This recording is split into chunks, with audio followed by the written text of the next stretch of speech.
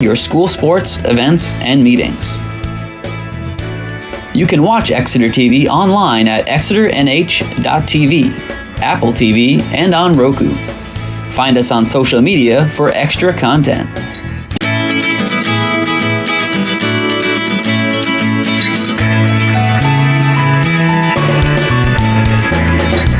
Thank you for tuning in to Exeter TV. The meeting will be starting shortly.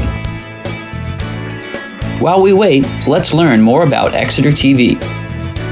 Exeter TV is the town's public and government access channels, available on Comcast channels 98 and 22. Channel 98 is your channel.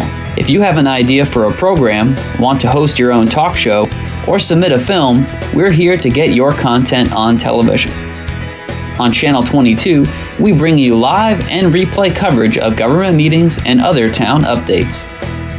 A third channel, Blue Hawk Media, is operated by SAU 16 and can be found on Channel 13, with all your school sports, events, and meetings. You can watch Exeter TV online at exeternh.tv, Apple TV, and on Roku. Find us on social media for extra content. Subscribe to our YouTube channel and hit the bell to get notified about live streams and new content. Tune in to our platforms every other Friday to watch the Exeter Biweekly Report with recaps of recent events, updates from town departments, and messages from nonprofits in your area. If you head to our website, exeternh.tv, we invite you to sign up to our newsletter to receive monthly updates about new content, upcoming meetings, and more. We'd like to thank you for taking the time to watch Exeter TV and hope that you tune in to our other content as well.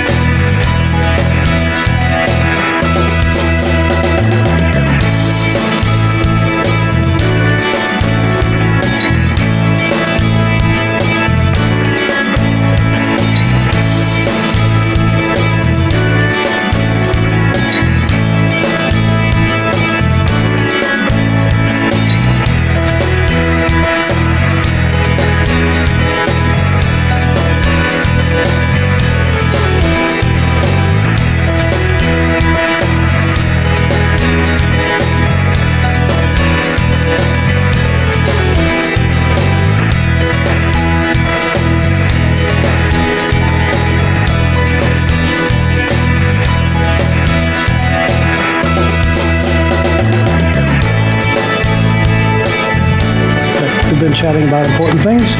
And I'm Langdon Plummer. I'm chairman of the board.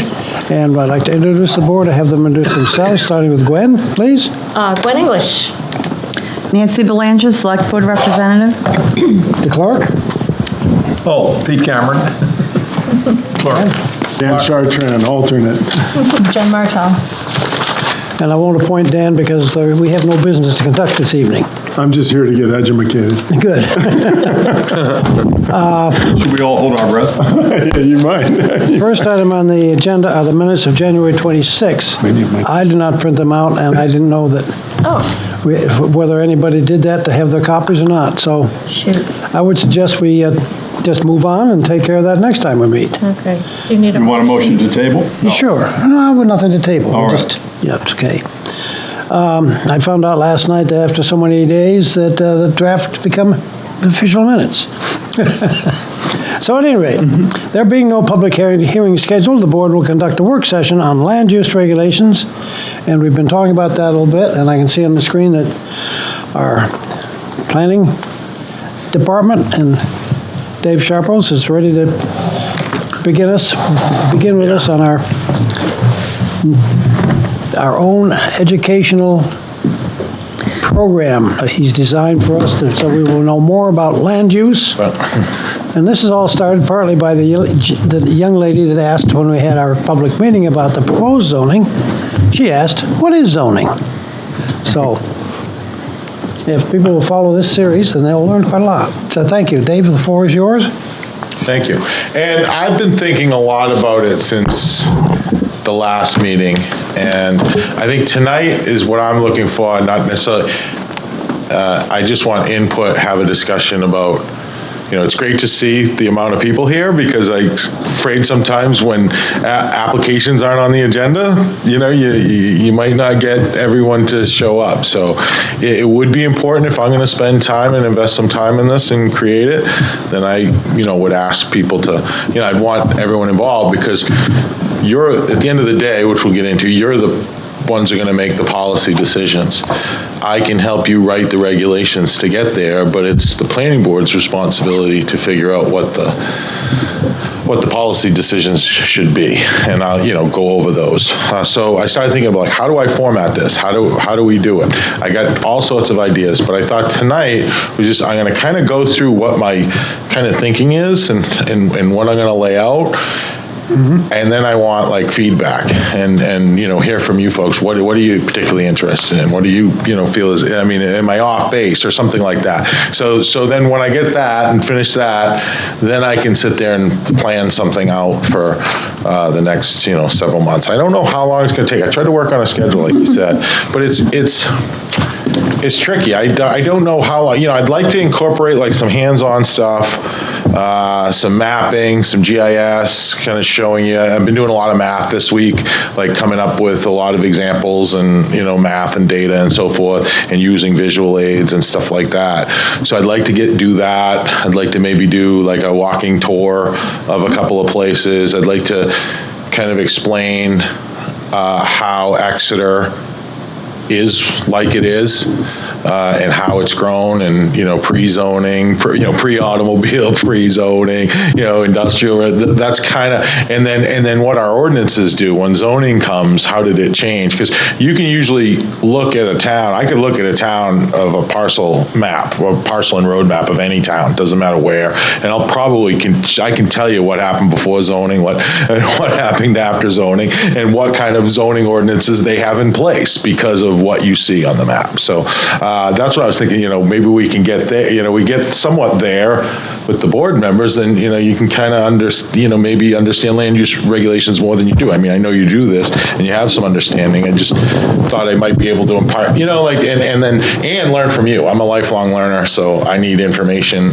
just as much as you get it from me. So I wanted this to be an interactive process. So this is kind of what I'm thinking. I tried to put a name to it because I talked to Bob Glowacki, and I kind of wanted to make it a part of so it's going to be a part of every meeting, but I'd want him to we do a start, maybe we do an intro, and then so he can cut it out of that planning board meeting, and then it can be its own set of videos, and maybe there's 3, maybe there's 5, 6, or 7, series, if you will. It's almost like a series of YouTube videos. Correct. It's like a series, yeah. I don't know if it's going to be must-see TV, but well, that's YouTube. Right? We can try to get there and make it as interesting as possible. So I kicked around what we call land use planning series, envisioning Exeter's future. But we can workshop that name, and we put that on the agenda. So because when I do something, I like to be you want to get the message out, and maybe some people read it, and I can see it as a value to us, me, to this board, us, the public that happens to watch it, and then when new board members come on board, they can watch they'll have something that they can kind of watch as a training video to understand the basics of what you do and how we do it and what these do. But I'll get into that in a minute. So I guess, what are we looking to accomplish? I think one of the main, these are the I'll break these down in slides and kind of develop these a little bit more, but learn about land use and educate the public. Like all of us, myself, and the public that is watching. These are policy decisions. Determine if we should grow, and if so, answer the what and the where. Because you don't have to grow as a community. You can say, okay, we're good the way we are. I mean, that's a policy decision. I'm here, I'm not gonna tell you which way to go and what. I want to hear from you, and then how do you wanna grow, what and where, and you answer those questions and you tell me, and I can write regulations to get us there, or tweak our existing regulations. Excuse me, Dave, is there a when there also on that second bullet? Well, when is usually is not up to us. I mean, unless you do like a growth management ordinance on timing, but, I mean, we've had one in town for 20 years, but it's not valid anymore because it doesn't meet state law. State law says, it has to have an expiration date, which ours doesn't, for a variety of reasons, but that's the only time. When depends on when a developer or a landowner wants to develop his property. We don't dictate that. But excuse me, we have to think about when. I think it's there's still a when involved, but let me just... Yeah, no, you can think about when. Just keep going, like what? Well, I mean, there's a finite period of time, it seems to me. Now, maybe that's just where I'm off base. And with that, there is a when. Because it's finite. Yeah, there is a when, but I'm not sure what we do about it. Okay, but nonetheless. Or how we could regulate it to. All right. That, I guess, is what I'm saying. I agree with you. There is a when, but it's like, say we'd like to see commercial development along Epping Road. Well, when? Well, that's not up to us. Yeah. We can say we desire it as soon as possible, but that doesn't mean. Well, and we did kind of do that by doing the TIF district. Yes, you can. So you can encourage it. Instead of regulating it, we encouraged it. Yeah, you can encourage it, incentivize. That's what we're doing. But then the when and when they decide to move in is just not up to us. I mean, we can lead them and we can incentivize them, but sometimes you can do that, and depending on the economy or what have you, it's not going to happen. Okay, so determine the thing. So then examine the draft proposal. Does it fit the vision, the draft proposal that we have? And there's a lot to get. Those first two bullets are pretty dense, but I just gave them tonight to be, pretty quick. Kind of the overall, what we're looking to accomplish. And then finally, draft the final version of our land use regulation to put toward the voters in 2024, because we didn't make 2023. So this kind of is the first bullet, learn about land use and educate the public. This is going to take a lot of time, but I kind of wanted to just highlight what we're going to focus on that. Like, what are land use decisions? Application decisions versus policy decisions. And I'll get into that just a little bit, because most planning boards that I see spend the majority of the time, which, that's what they do. It's not a slight or anything like that. They spend their 99.9 or 100% of their time reacting and reviewing applications in front of them. And to me, while that's valuable, that's a very important work, it is you're reacting to an application. The real policy decisions have already been made right here. So these are the regulations that the applicant has read beforehand, and submits a proposal to meet. And then, I'm not going to use the word ministerial necessarily, it's not that level, but it's pretty much, if they meet the regulations and they submit something to you, the planning board's got to approve it. And if they don't, they can try to deny it, and it could end up in court and get overturned and remain and approved anyway. So these are very important. This is like lays the foundation of what gets built and how it gets built. And by the time an application gets to you under these, the important work, really, the bulk of the work's already done. So that's why, and what I've seen is how zoning ordinance get developed. They're usually like your reactionary, we need to protect this, or, a perfect example that I was involved in, a sign showed up in town that nobody thought met, should have met anything. And everyone's like, there's an outcry, there's this huge sign, we have to stop it. So then there was a push to revise the sign ordinance to prohibit that sign. That sign happens to still be there, but there's no other signs like it in that town. So it seems like they react as an issue, and then you focus on just that arena, and then over years you've modified, you've changed your zoning ordinance, amended it 40, 50 times without ever looking at it holistically. And sometimes it can get a little skewed and there's some contradictions and so forth. So there's some of that going on in here. We're pretty good, but there's some of that going on in here. That was part of the proposal. There was a lot of stuff like, wait a minute, this says this and this says this. I know there's an outlet of the stricter shall control, so, you have an outlet to go. But I think that sometimes it's good to just look at it holistically, and then if it doesn't end up needing to be changed, then it doesn't end up needing to be changed. There's an interesting sign one out right now going on in Conway at a bakery. Oh, yeah. In the paper, that's, Art mural. is it art or is it something? I've read that. It depends on I've been following. someone asked me that, and I said, well, it depends on the definition of sign. If they're using our definition in Exeter, then it's absolutely a sign, because it displays products that they serve and sell at that location. Yes. And that's what it says. It says any picture, any likeness, or whatever, of products, goods sold at the premises. So if it was a jungle mural, then maybe you could argue that it doesn't meet it. But if you sell tires and you got a 50-foot tire on the top of your building, well, that's a sign. It is. It's not art. That's not art. Well, it might be art, but it's Right. also a sign. So, Okay. but that's a good point. Anyway, So regulations are super important. It affects everything that we do. I mean, the width of that door, the minimum height of this ceiling, everything you look around, there's a fire escape right outside this window. It's all because of regulations. And when you drive down a street, and all the houses are lined up and, they're only so high, that's because of this, and there's an immense amount of power here. And not necessarily reacting. When you're reacting to an application, this has already been done. So I thought we'd take the time to dive into this, kind of understand because then in order to write these, you got to figure out what kind of development do you like, do you don't like. I mean, let me ask you a question. Has anyone been here on the planning board that they just absolutely didn't like the development proposal in front of them, but it met the regs and they voted to approve it? I'm sure I could say yes. There's a dormitory right in the parking lot up here. Yeah. So that's kind of what we want to get to. We want to talk about that. Well, what didn't you like about it? What do you want to see? What are the important priorities that you want to have in a development? Like we did with electric charging vehicles. We wanted to kind of institute that, so we added it to the site plan.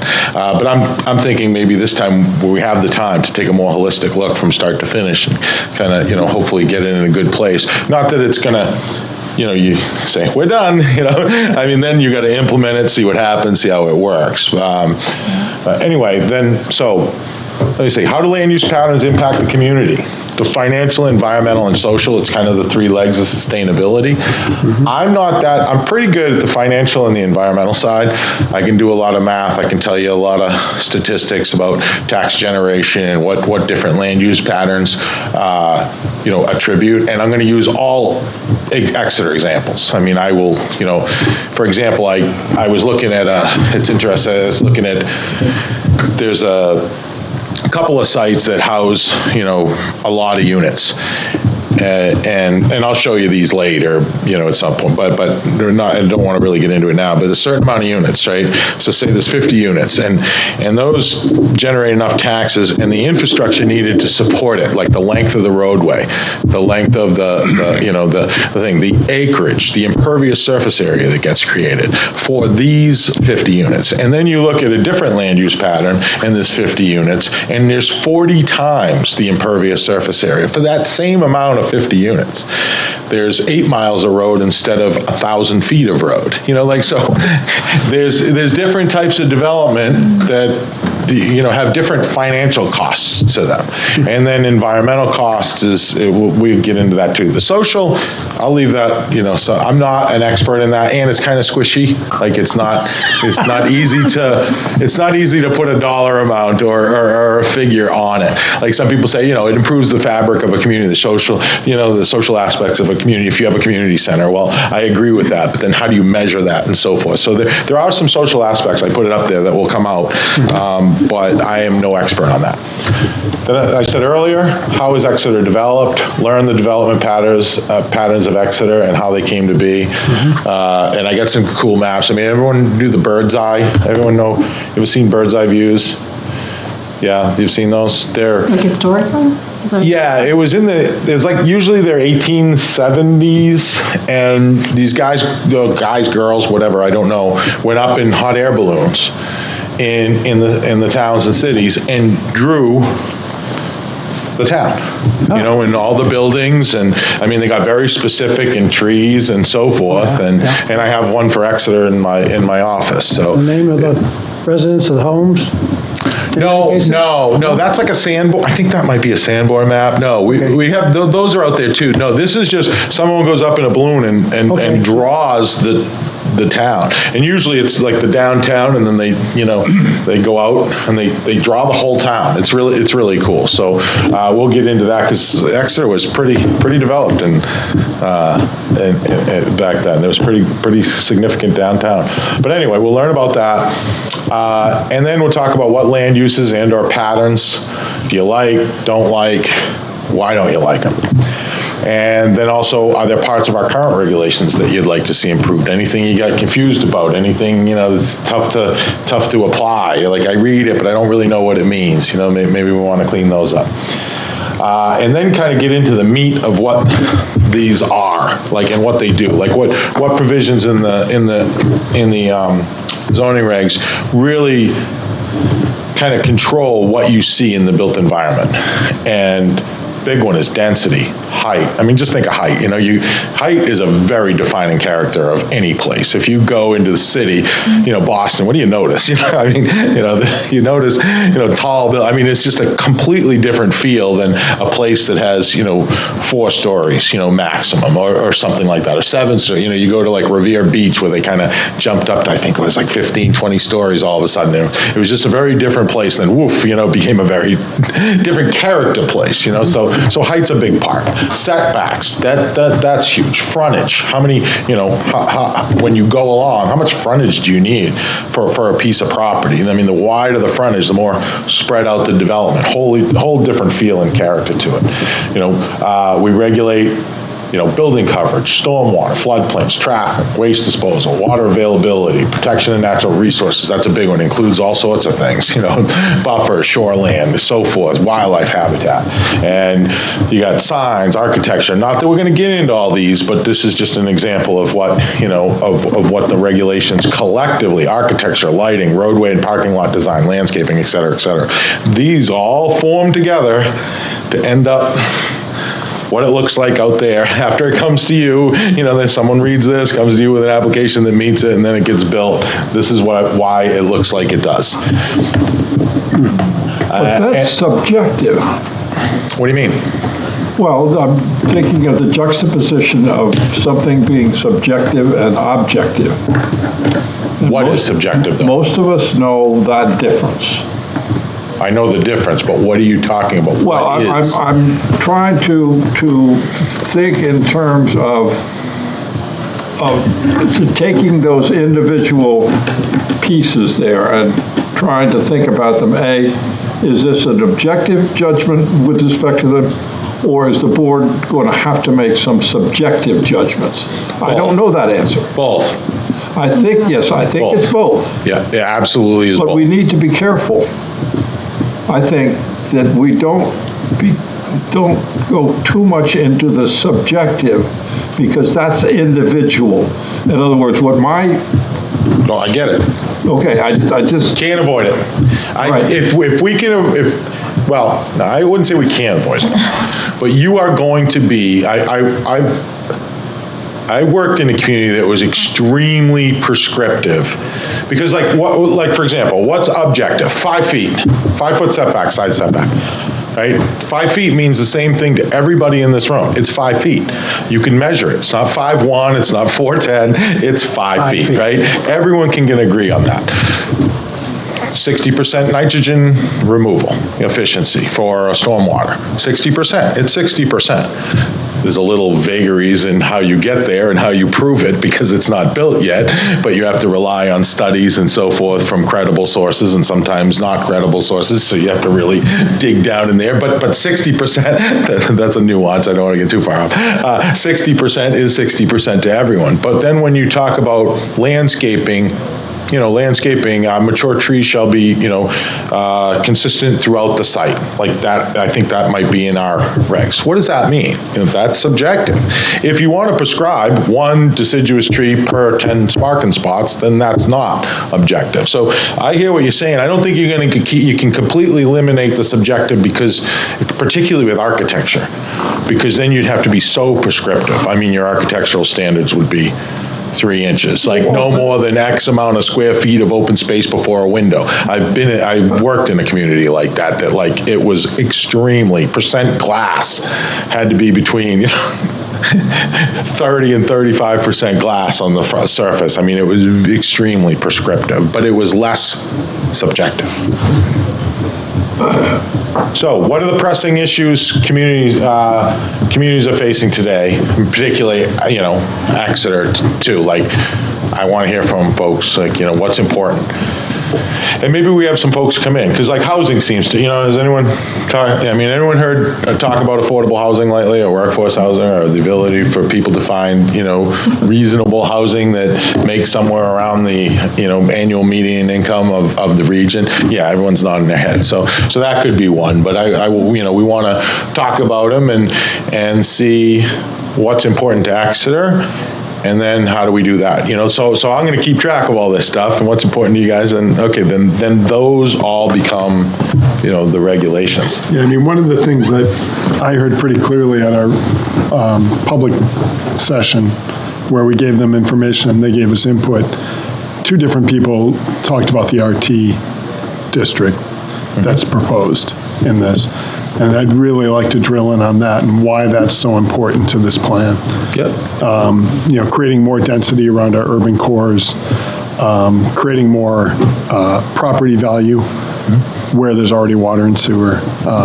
So those kind of things. Yeah. That's really critical to me. Yeah, I agree. Yeah. I agree. That residential transition was also, looking at a mix of potential lower impact smaller commercial uses. Yeah. Like have some place that, pops up here and there, the corner, like most of your corner stores in Exeter that, everyone goes to are not allowed by zoning. You couldn't build them today. But they're treasured. Yeah, they're treasured and everyone loves them. And like, if they went away, people would be like, oh my God, now I have to, what am I going to do now? So that RT zone is trying to very purposefully allow for that kind of sort of odd variation that delights us.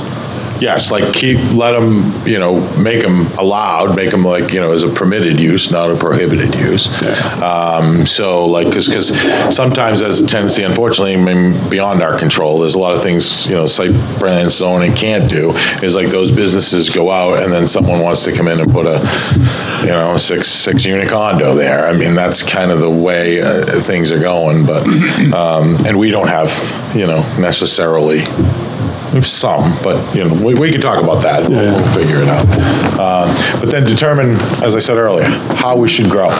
Answer the what and where. Make policy decisions on what the future should look like, and involve the community in making these decisions. We have the time, and I think we should. And then this series is part of that. It's part of involving the community. If someone kind of likes it and pays attention, and kind of watches the 3, 4, whatever episodes, 5, 6, whatever episodes it is, watches it, then when they come to a public, they should be motivated to come to a public meeting, and then they're going to be probably more informed. They're going to have some information. They're going to have some questions that really drill down, and that's what we need. I mean, collaborative efforts are always better. Then we kind of get into examining the draft proposal. Does it fit kind of the vision, what we've worked on before, what we understand now about land use? We've gone through all that. Now we're like, okay, let's get to the section by section review of the proposed changes. And this is where I usually start. And I think I made the mistake, and I think Hortley Witten made the mistake, is this is kind of where we started with everyone else. and I was like, wait a minute, while there's a lot of experience on this board, we have, between us, we have 50 years of actual, every day working on land use. And, so I was like, wait a minute, maybe we need to do a better job of not starting here, of kind of backing up and kind of giving the foundation of what this all means, to understand it. If you want, I'll get to that too. Involve the community again, establish feedback loops. So it's just about the community. And then finally, draft a final version of our land use regulations to put forward the voters. I mean, the knowledge learned from the clearance series coupled with the community engagement was, should result in regulations that capture that vision. I think, confident that I could, come up with something with that input from you folks. And it might be that the one we have is pretty close to it now. It's just, you'll have a solid understanding, and then, maybe we can tweak some sections and add some, and make it like, all of our, product, So why do this? Well, I think there are major policy decisions that, as I said earlier, I think I'm repeating myself here, that should be made collectively by the community. It's not, and I appreciated the accolade. Some people said, we rely on you, you're the expert. But these are major policy decisions that I think, you folks, the planning board should make and should be fully informed on doing. Because the modern built environment is the result of land use regulations. There's no question about that, and I think you'll see and learn that. I mean, just North 101 is a perfect example. I mean, you look at that and you're like, oh yeah, they have an open space development ordinance. It's obvious, because that's the land use patterns. It's couple of old roads that used to go through north south, and then cul-de-sacs, loops. That's the development pattern, and that's all from conservation. And there's nothing wrong with conservation subdivision. I could argue that it's a great tool, site specific, but it generally doesn't talk.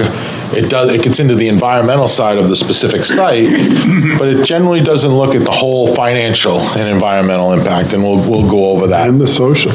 And the social, yes, and the social, yes, and the social aspect. What does it do to the social aspect? Yeah, what does it do? We're going to have to rely on you to kind of come on that one. Are there any, have there been any planning board members from that part of town? Yeah. That's an example of the social impact. Don't you live up there? Yeah. You live up So there. there you go. There's a few. There you go. I mean, and let me be clear. I'm going to show a lot of math, and I'm going to show a lot of math, show a lot of impacts, and say what impacts is. And sometimes it might sound like, oh, geez, that's not that's not very good. This is, but I'm not here to do that. I'm just here not to, I think all land uses, there's a place for all land uses. There's a place for all land use patterns. I just feel like when you make land use decisions and you write these, you should be fully aware of the impact of those choices. That's my job is to help inform you of those and do some math and show you some different types of way you can grow and what the impact of that is. I'm still back a couple of slides. Okay. Boom, boom. I'm looking for vision. What's the vision? Do we have to re-articulate that? Well, when I say that, it's more each and individual kind of, it's not an overarching vision. We have the master plan. We have that kind of vision. We have to keep that in our, kind of in our foresight or right there, but it is a broad vision. I'm saying when we get to each policy decisions, what's your vision for growth in Exeter, the built environment? What do you want, for example, what do you want Portsmouth Ave to look like in 10 years, if it was up to you, or 20 years, or 30 years?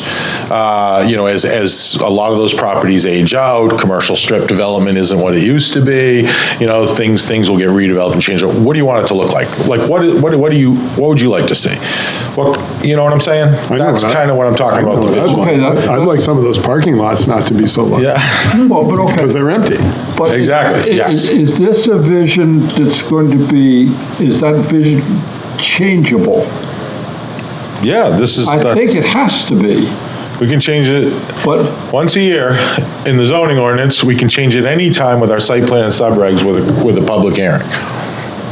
But we shouldn't just, we should Well, go we through should not a change pretty it. good process to get there. It should not be changed just for just to have it for the Correct. purpose of change. Correct. If we're going to change the vision, then we need to be very careful. And I don't see these regulations as being a vehicle for that change. Now, maybe I'm wrong.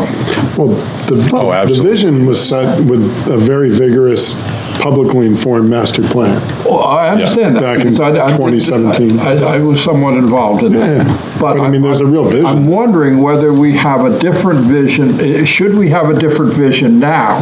Because that was a number of years ago. Have we changed? I'm not trying to throw roadblocks here, but I want to, when we're putting something up on a screen, I think we need to know what it is we're trying to get to. Maybe I should change vision there to, maybe it was just a choice of words. It wasn't that grand. It was more ideas of specific areas and what you want that built environment to look like in that area, and how much do you want this area to grow? Because there's very distinct areas of Exeter. It's probably, good 5 or 6 area, like that you could put it in. You could put each different area, like all the different areas, you could probably 5 or 6 buckets, and you could say, okay, this goes in, I'm not going to name the buckets right now, but you could probably, that's what I'm guessing. Maybe it's 7 or 8 buckets. You could say, okay, commercial strip development is a bucket, So obviously, outer Portsmouth Ave would plop right into that bucket, so then, and then you could make about 6 to 7 different, kind of feeling land use patterns. So that's kind of what I thought. The ideas on those. Is that all right? So I won't use vision as much. But it is a vision. I think It it's a vision. I mean, we all have our ideas about what I think we. But that's subjective. It is Do we subjective. want the is. vision Yeah. to be objective? But it's- And I think no. Because visions have to be, well, all right, Subjective. we're now I think debating. it's a matter of- Let's not do that. Yeah. It's collaboration, it's working together with our own visions to try to develop something that That's how the master plan everybody came to will. Yeah, that will work. We have made, value, yeah. we have made changes in the Yeah. past that are somewhat vision directed. I mean, trying to think of with Epping Road, we said, hey, downtown, they got businesses here and apartments overhead, and we should make that about businesses up front and dwelling behind that, and when you do that, then part of that is to try to draw developers that will come in and say, hey, I can, and we then sit with a plan. I guess our plan for Portsmouth Ave intersection and so on, it hasn't happened much. Nobody's come running in with a building 5 feet from the sidewalk, from the curb to the front of the building. Well, that's not Portsmouth Ave, No. most of it. No, but I mean. It's a small little section, but there is one coming, right, it's in the queue for it. Oh, okay. Yeah, and then there's a second one that's someone that might be coming. But we just adopted that about 1.5 years ago, and really the Yeah. market and the Takes inflation time. and building materials have Yep. really, that's why we're talking tonight with no applications, like the part of it, that, things have slowed down a Yeah, little bit. they have. Just, Yep. and not because the market dictates it necessarily, but it's difficult, the supply chains and so forth. So it just doesn't seem like as much as, being Yeah. done. But the stuff that is being built is selling, so doesn't seem to be an issue. So I covered that, why we do this. And then what I'd need from you, to do this, because this is gonna take some work. I'm gonna put in some time to really develop almost like a curriculum, hopefully a fun, interactive, informative, kind of curriculum, I guess is the word I came up with. So that's why I didn't come here to just start doing it. I was like, wait a minute, this is going to take a little bit of thought, a little bit of putting it together, kind of getting the series together and so forth. So I'm not going to quote unquote launch it until we have this discussion and, what I need from you, what the expectations are. So, commitment to attend the workshop sessions. This is great already, because sometimes, you have workshop sessions to go, there's no applications, I can skip tonight, I'm not needed, there's no vote, vote's taken. But really, like I said, hopefully people understand, this is really this is the work that really matters, and it's really gonna have an effect on what, on future applications, guarantee you. Say do your homework, because I will have, probably throw it out there if you don't like it, because I might have some drive to this, this section of town and look, look at this or whatever, just try, because that's what I drive around a lot and, kind of get to know all the different places and how they develop and how they, how they're laid out and so forth. So, be prepared to do a little bit. Hopefully it'll be fun and informative. Feel free to double check my math, because I will be doing math. There's a lot of math involved. When it comes to the financial side of land use, there is some math. And I've been doing a lot of math. I've been adding up a lot of numbers lately. And then discussion. I can't say enough. I need to hear from you folks. I don't want to just sit here and, say it. I want your opinion, want your thing. I appreciate the discussion already. Feel free to, just jump in and ask a question. So I guess I want to ask the question, how do you want to proceed? I mean, does this sound like something you'd be interested in? If so, can, maybe, I thought maybe everyone could provide at least one suggestion or more on what you'd like to focus on. I heard you heard the RT, the RT zone. I mean, that will definitely be a focus already, because it's a section, it's kind of, that whole would be looking at the zoning, looking at the different zones and what those different zones are trying to do and where they are. That's going to be quite a lengthy. But I really want to drill in on why that's such a virtuous proposal, both in all those different ways, environmentally, financially, socially. What is it about that RT zone? Because it is a shift from sort of fairly rigorous zoning to something that's more flexible, that will allow results that I think will ultimately delight us as residents and people coming from outside. But why is it not just virtuous on sort of the financial and social and environmental, but also on the aesthetic? How does that end up with us having the kind of variation that we prize before there was zoning? It's almost like going back to, it's not pre-zoning, but it's like trying to create some of the results that we got before there was zoning that are the best results. Yes, yeah, that's a great point, because I agree. A lot of and I've mentioned that many times here, the most vibrant places in Exeter were built before zoning, and then we kind of squished everything down and pushed everything away from each other, and it kind of caused this. And some of that was necessary. I mean, some of it. We lost a gorgeous courthouse because there wasn't zoning right across the street. So there was a real need to kind of put some structure around land use in this town. So I'm not. Oh, no, absolutely. I'm not suggesting you get rid of it. I'm suggesting you analyze it, because, I mean, without it, there's too much risk for certain land uses. I mean, there's certain land uses that just aren't compatible in areas and can cause a lot of issues for the community and so forth. So that's one of the things, definitely. Yeah, and you want, there's a right to reasonable enjoyment of your property, and, putting a rock crushing plant next to a residential subdivision is probably going to impact that reasonable property right. So I agree there needs to be zoning. But how do we get there? Exactly. How do we kind of have that flexibility that gives people options? Because right now it is just, usually you find zoning quite rigid. Right, it tends to create very striated districts where the uses are all relatively similar, and there's not that variation that delights us, so. Yeah, exactly, yeah. How do we get there? Does this sound like, yeah, all right, I'm getting nods, so good. Sounds good. Good. Excited. Does everyone have any suggestions on what they'd like to focus on, or do you want to ponder it, send me an email, whatever? Like, any thoughts? Anybody got any thoughts?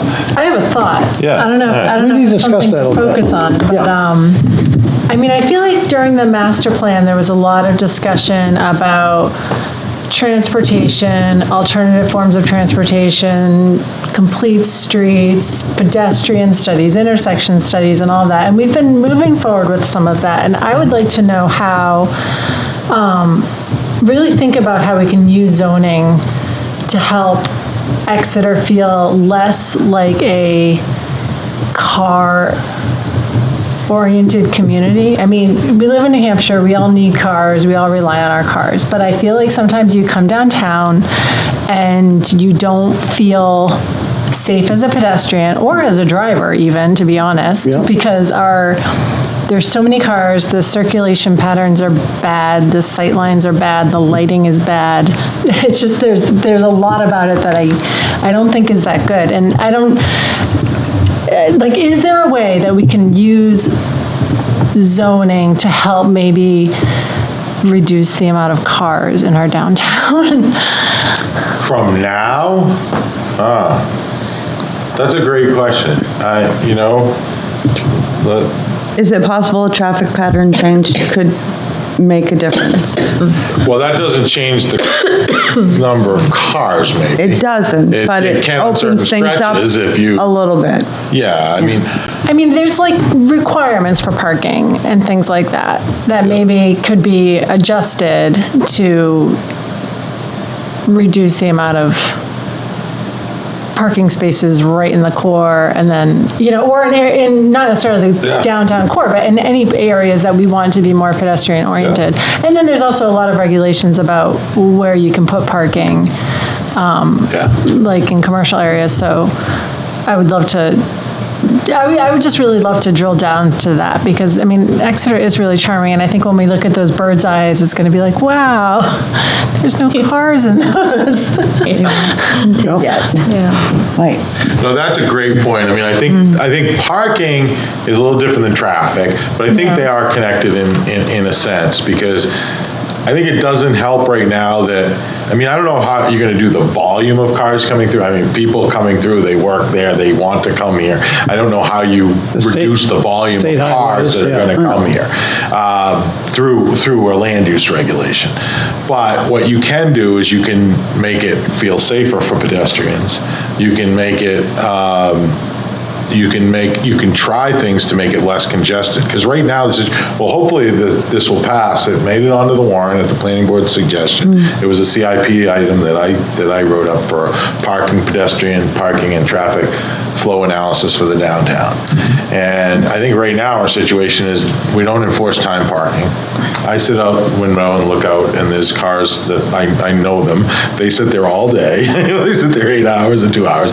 So that tells me there's like a lot. So people that want to come downtown, they end up circling and trying to find a parking spot, or they go like really slow. Like if there was more turnover and there were available spots here and there, I think things might flow a little better from a traffic standpoint. But then there's things you can do from a pedestrian standpoint, but that's not necessarily with land use regulations, because land use regulations regulate private property.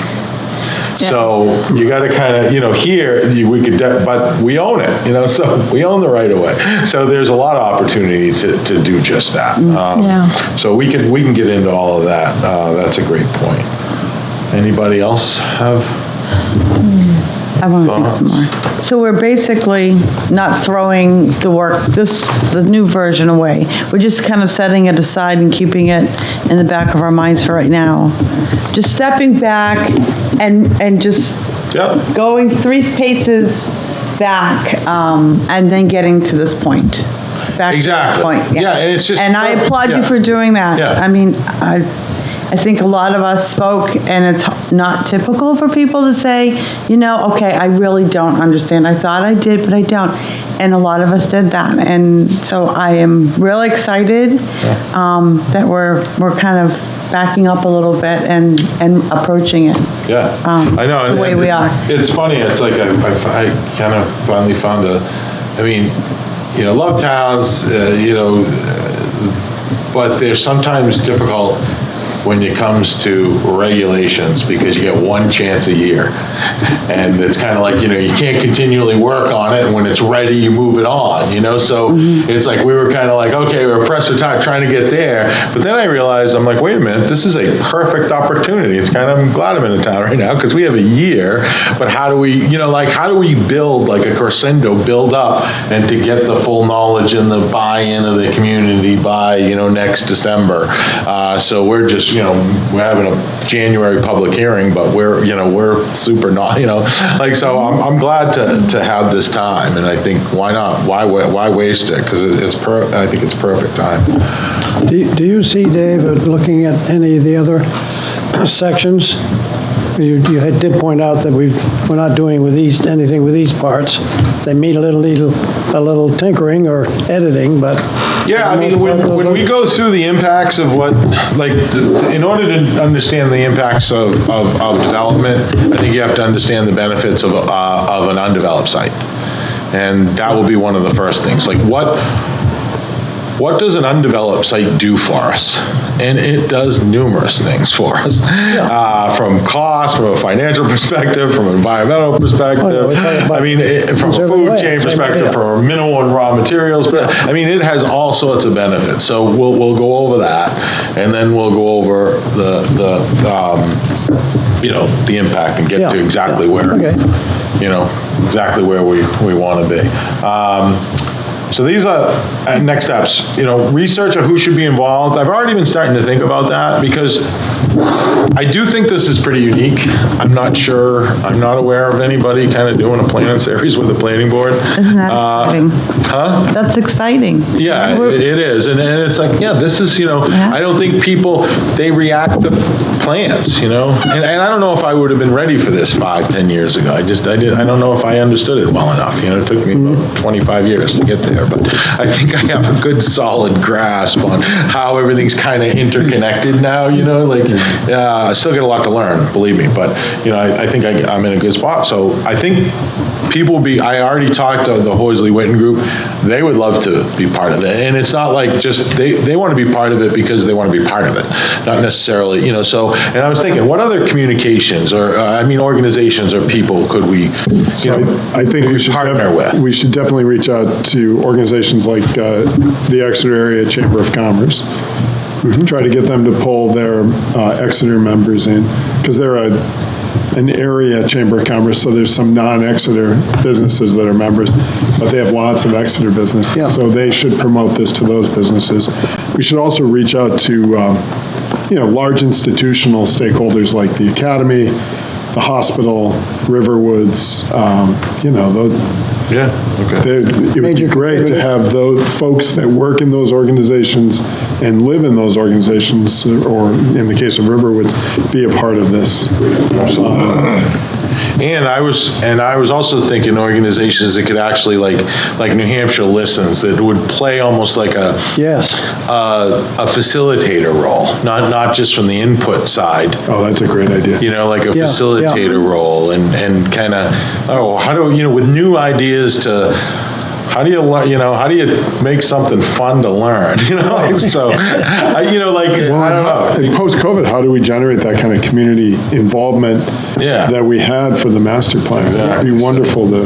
Yeah, so if anyone has any further ideas, I was talking to Kristen today about this, and she came, she actually was the one who mentioned New Hampshire Listens and came up with a couple of great ideas, and a couple of people that are in town on some boards that have experience in this field. So I'm going to try to, reach out to them, because I think, I'd like to do it, I'd like to, do it professionally, kind of almost like, inhabit a series and a show that can kind of educate, us, me, the public, but then also kind of stand the test of time and be a training tool for, Like a case study for other towns that will take this. Yeah, I could see this, going in, NECAPA conference or an APA conference, in a couple of years, if it's, because it's pretty unique, So then so it's going to take me time a little bit to when I get on things, I kind of like, I gotta make them, like I like to make them good. So that's why I had this discussion tonight instead of like just launching into it. I'm like, okay, wait a minute,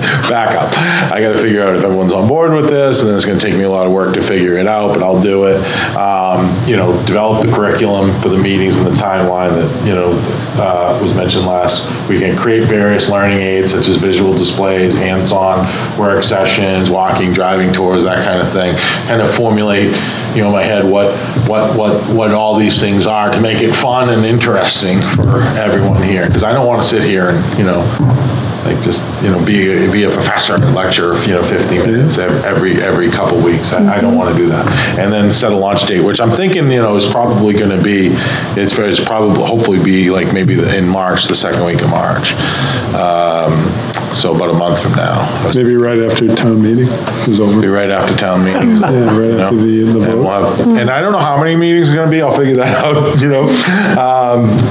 but we'll see. I'll figure it out. I think, because once I write more about it and kind of set a curriculum, then I can kind of back into how long is this going to take to do. But with the bonuses, we have time.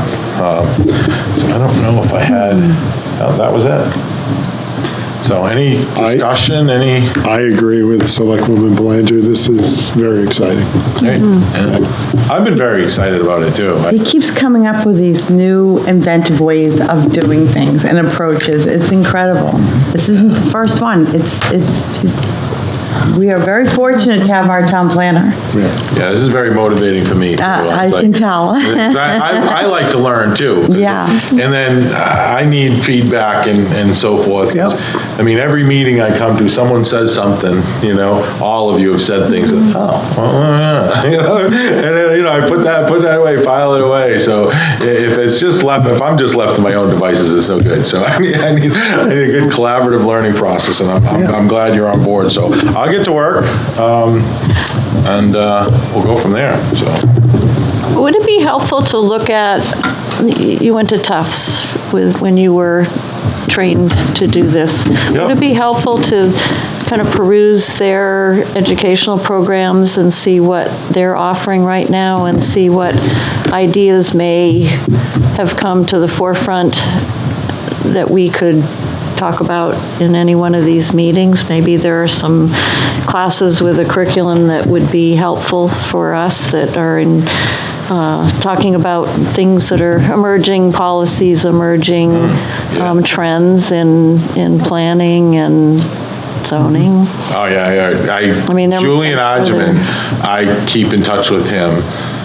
He's been a professor there. He's ran the Department of Urban Environmental Policy and Planning. He might still be the director, but sometimes they kind of, rotate, and they take off a couple of years and then come back. But he's a great resource, and that's an awesome idea. I just wrote it down. I'll reach out to him. And they have a part of their, I forget what they called it. It was something like, where I had to do it, everyone had to do it. I did it with Ipswich. They send a grad student out into the community to help with a pressing issue of a town or community. So it's required as part of your degree. It would be great to access someone like that to assist you in developing this and also generating more public. And talk about real, there's semesters, probably right now it's already started, so, but the fall semester, that would be, talk about experience for someone, because when I got out of grad school with a, urban environmental policy degree and an undergrad in environmental science, I didn't know, when I got on the first job, I didn't know anything. I knew but it's so different than what you learn in academics and theory. And then boom, now you're at a planning board. I've never been at a planning board. And now, I got regulations. I've never looked at a plan, and, they don't really, they teach all the theory behind it, but they don't, so that would be a great experience for someone too. And I love the idea of that kind of kicking in the fall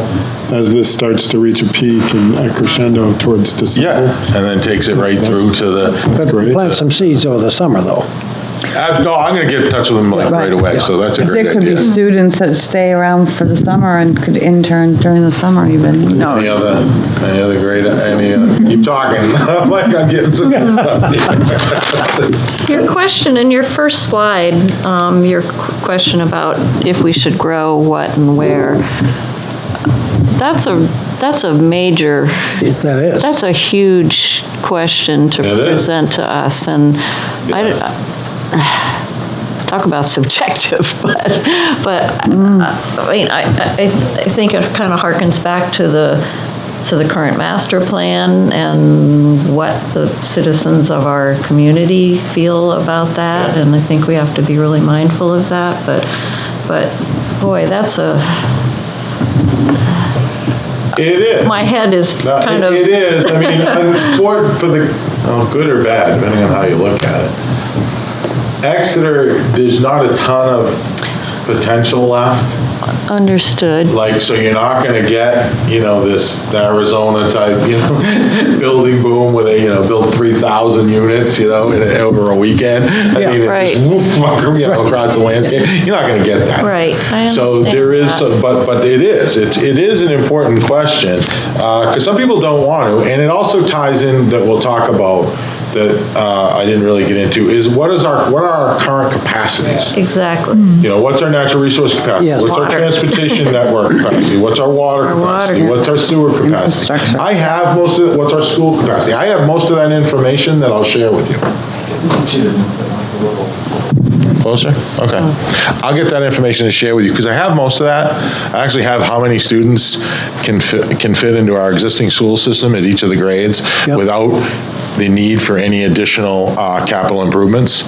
Maybe you have to add staff, but I got that. I worked with the superintendent. He was great, and he gave us a whole list of what the capacity was. So, because those capacities, not that they can't be solved, but you should be aware of those. So, if you have, okay, say, well, whatever for water, you can pump 1 million gallons a day, and your average house uses, for simple math, 500,000 gallons a day. How many houses can you have? 2. And then beyond that, you can't supply it anymore. So we have that information, and I've been getting it. Matt Ruby was great. We were working on it together. Well, he was working on it. I kept asking for it. Well, and then there's also amazing things like what's the sweet spot? Because I've always had kind of an intuition that we needed some growth to make the town more affordable for all different classes of people. And at 14.5 to 15, we were just a little light on population. And if we were more in the 17.5 to 20 range, it would be a more affordable place for things like water, sewer, taxes. So there's that whole thing of like, none of us want rampant growth, but maybe there's a sweet spot where if we grow into that sweet spot with things like infill and more density and things like the RT zone, maybe we can kind of make this a more affordable place and augment our affordable housing efforts. So these are the really great questions that it's not just capacity, it's like what's the most cost-effective place for us to land. Yeah, it's all connected. Yeah. It's that, like, it's not just more people, it's like where like you just said it, I think, where it is. It depends, because different land use patterns, you can add, 2,000 people, and you'll be more expensive than you are today per capita. Right. It's not necessarily adding, it is, but it's where you do it and how you do it. If you were to do it through things like, infill, like you said. Infill, but also, the state law allows accessory dwelling units. Yeah. And if we focus more on that in the RT zone where there's water and sewer, does that help us to get to a sweet spot where, like a rental unit on a single family home makes that home more affordable for someone that might not be able to afford it otherwise. So there's just all these different ways to kind of look at it. It does matter where the growth happens. And whether it's beneficial for the town or not. I always like to think of like not absolute caps, but like where's the sweet spot that makes things more affordable for a wider range of people. Yeah, and then you should be aware of the capacities, because at some point, you trigger major capital improvements. Right. Not that you can't do them and bring them to vote and get, we're exploring more groundwater resources as we speak, to make sure we have water for, our current residents and potentially the future. Backup. And future growth and backup. It's always good to have backup. But you should be aware of those capacities, because once you reach them, well, you have to do something. You have to address it and either increase the capacity, and you can increase capacity of pretty much everything, water to a lesser extent, but natural resource capacity, you really can't. You're not gonna, you don't, someone fills in a wetland, you can build a gravel wetland somewhere else, but it's not gonna, it's not gonna be, $1 to $1 there for benefits and, and so forth. You just can't recreate that kind of environment that provides all those benefits we'll get into. But everything else is, can be solved, in theory, with, capital improvement projects. But we'll go through, we'll talk about all that. So that's great. All right, great. I'm enthused. Thank you for coming. Yeah, so I'm just one other thing on the infill is that I've been speaking with some of the people who work downtown at the shops and restaurants and things, and some of the most effective ones are the people who have been able to find apartments, and it's been very hard and it's getting harder, that they don't need to drive to work. So, it all interconnects. And It's right. You can't beat that, right? You get it from every side, and so in housing, we're going to tomorrow look at also our current and future needs for our elderly housing. So we know we'll have those numbers hopefully soon too. Great.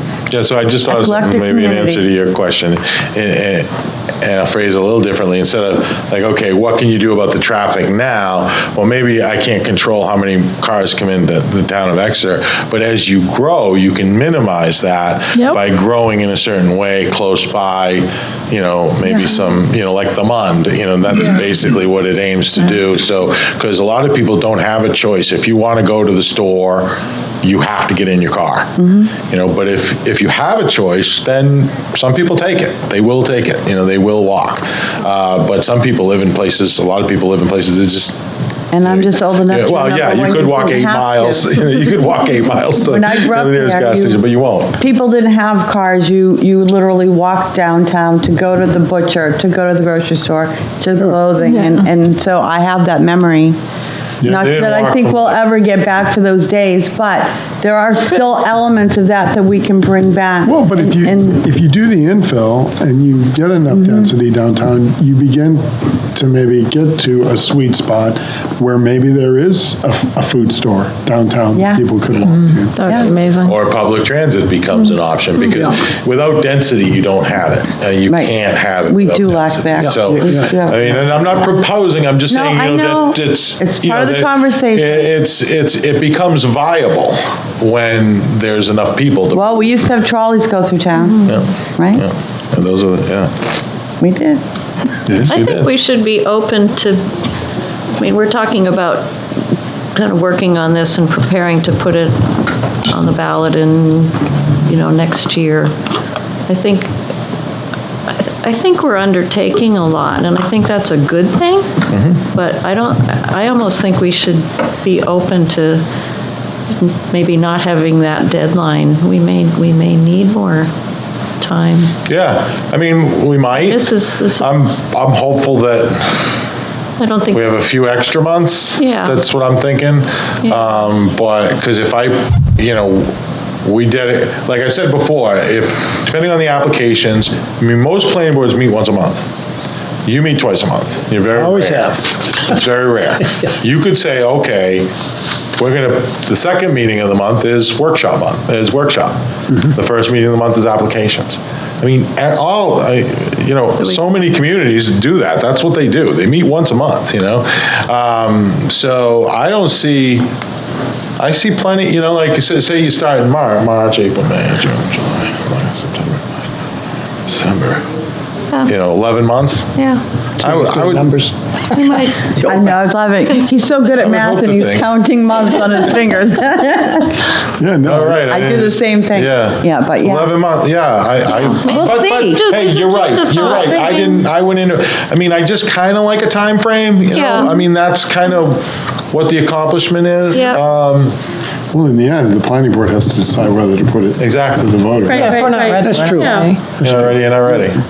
Yeah, just what remember happened this being year. on Zork I mean, I and- guess I'm trying to build it and set it so we are, Yeah. just like I did before, but if we're not, we're not. yeah. Good to have goals. Yeah. Yeah, it is. And it's always Good to have possible we goals. can Yeah. throw in an extra work session here or there if people are Exactly. Yeah. available, so. Well, it sounds like we might be doing site visits too, so those would be Yeah, a like couple, a little I think. extra, those wouldn't be during a meeting probably, right? No, but I was thinking, well, they could be, because I was thinking, like, if you go to the second one meeting a month is a workshop.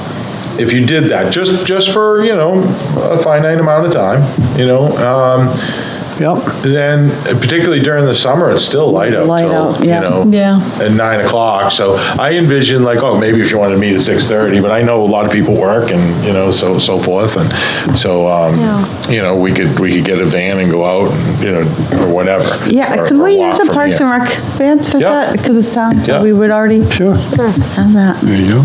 Yeah, so, but I'll figure all that out. We'll get. I know you will. I had. We'll get a I curriculum was- together. But that was in my head, and I had to say that, just because I'm thinking, Parks and Rec, isn't that what housing is gonna do?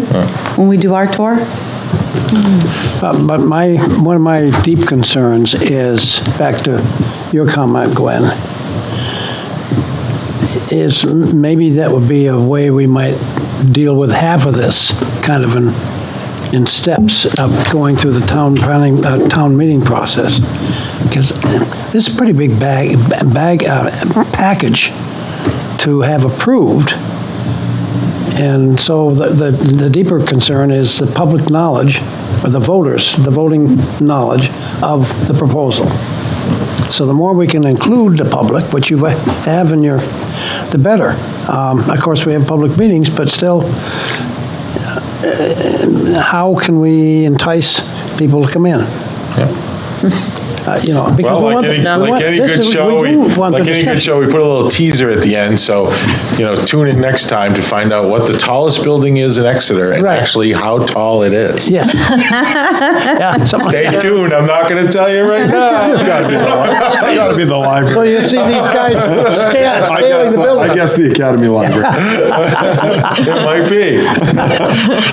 However, Tune in next time, Right. though, and you'll find out. If you want to. yeah, build some fun in it, absolutely. Exactly, yes. Yeah. Yeah, so, Gotta catch me, yeah. gotta have a little teaser to keep them coming back.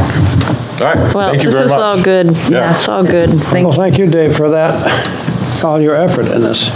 I look forward to with a great excitement as well. Dave's making learning I fun. will have to say, next thing is about master plan discussion on the agenda, and I will have to, not that I'm any great person to speak about these things, but this master plan that we came up with has caused more thinking and foresight. I mean, we have a subcommittee helping to keep moving it along. And Dave's got the stats on where we are at with it. It's wonderful. It's such a workable, usable document. That's my opinion. You're the town planner, Dave. I don't know if you have any concerns or thoughts about that, but Just reiterate what I said last night, I mean, we're doing an analysis on it, and Yep. there's 67 action items in the action agenda under the 6 different categories. There's about 10 or 11 action items under each category, give or take. Some are small, some are bigger. But, communicate, grow, connect, and so forth. So 50 of them, at least, are worked on or completed. And when I say worked on, a lot of them are ongoing. They're statements that, provide wraparound services like childcare and food for public meetings. And the public forum we had on this, just on January 5th, provided, food and so forth. We provided childcare.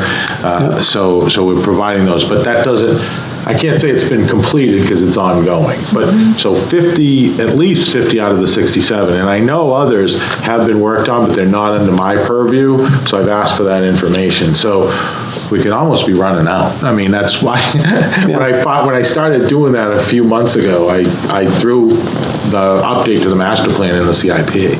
That's why it showed up this year. I was like, okay, I gotta put that on the radar screen. We might have to bump it ahead, because, that's, I think it was a good process, and everything actually is getting done, or at least brought to an answer.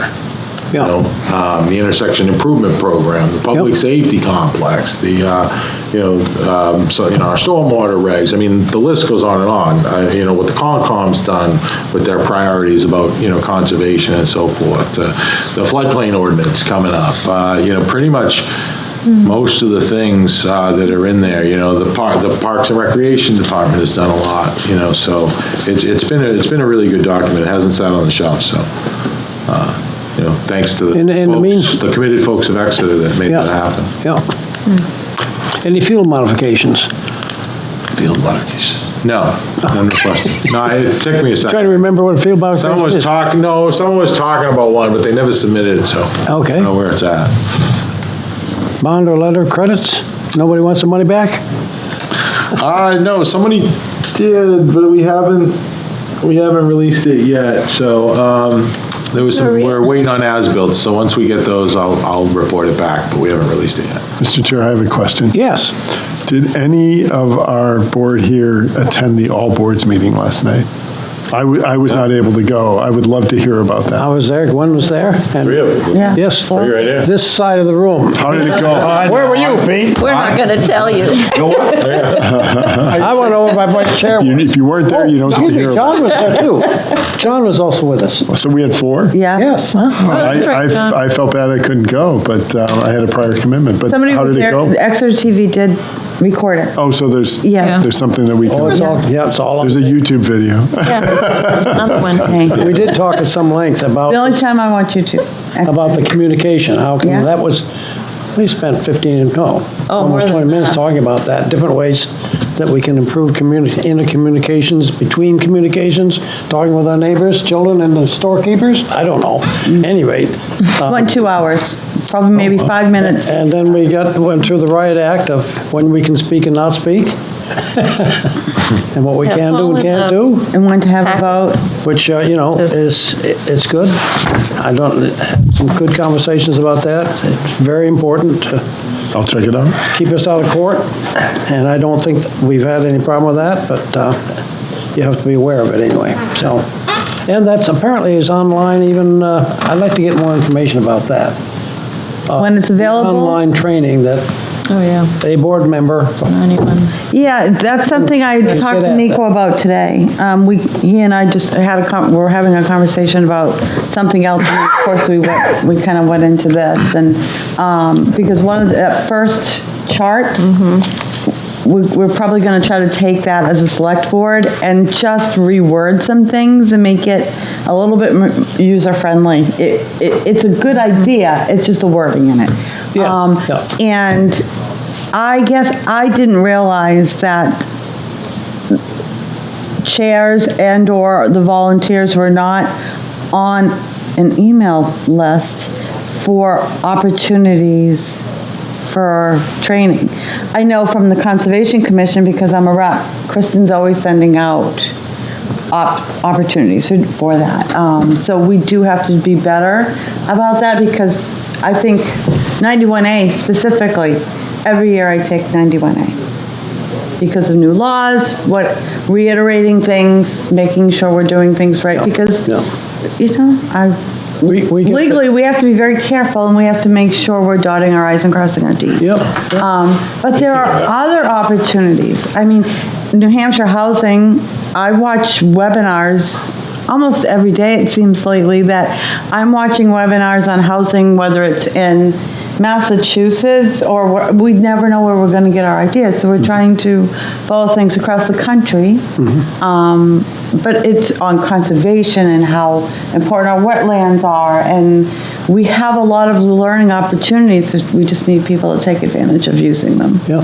And part of it is getting the information out that they're available. Communication. Well, would anybody like to make a motion? To that end, Hold on 2 seconds. that just struck me. I sent it to, I got it today. The spring OEP Yes. Barbara zoning sent that out, conference. yes, yeah. Oh, they sent it out?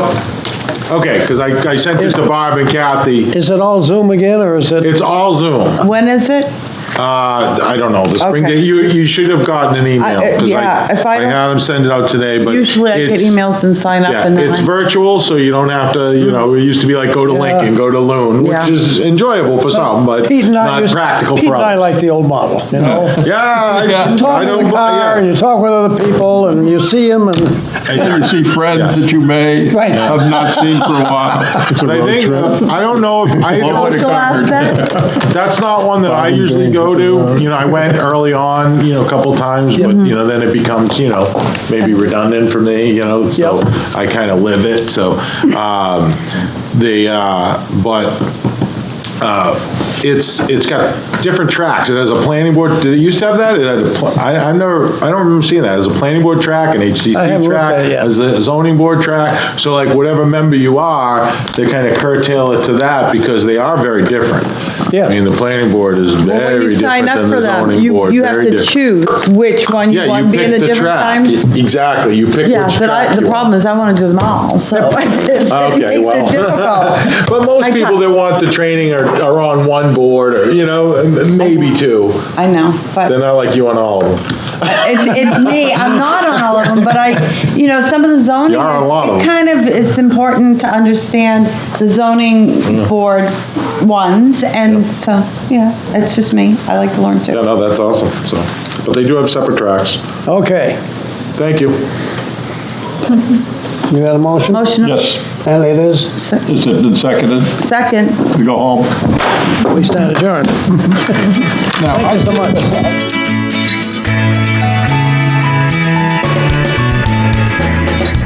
Thank you for tuning in to Exeter TV. Exeter TV is the town's public and government access channels, available on Comcast channels 98 and 22. Channel 98 is your channel. If you have an idea for a program, want to host your own talk show, or submit a film, we're here to get your content on television. On Channel 22, we bring you live and replay coverage of government meetings and other town updates. A third channel, Blue Hawk Media, is operated by SAU 16 and can be found on Channel 13, with all your school sports, events, and meetings. You can watch Exeter TV online at exeternh.tv, Apple TV, and on Roku. Find us on social media for extra content. Subscribe to our YouTube channel and hit the bell to get notified about live streams and new content. Tune in to our platforms every other Friday to watch the Exeter Biweekly Report, with recaps of recent events, updates from town departments, and messages from nonprofits in your area. If you head to our website, exeternh.tv, we invite you to sign up to our newsletter to receive monthly updates about new content, upcoming meetings, and more. We'd like to thank you for taking the time to watch Exeter TV and hope that you tune in to our other content as well.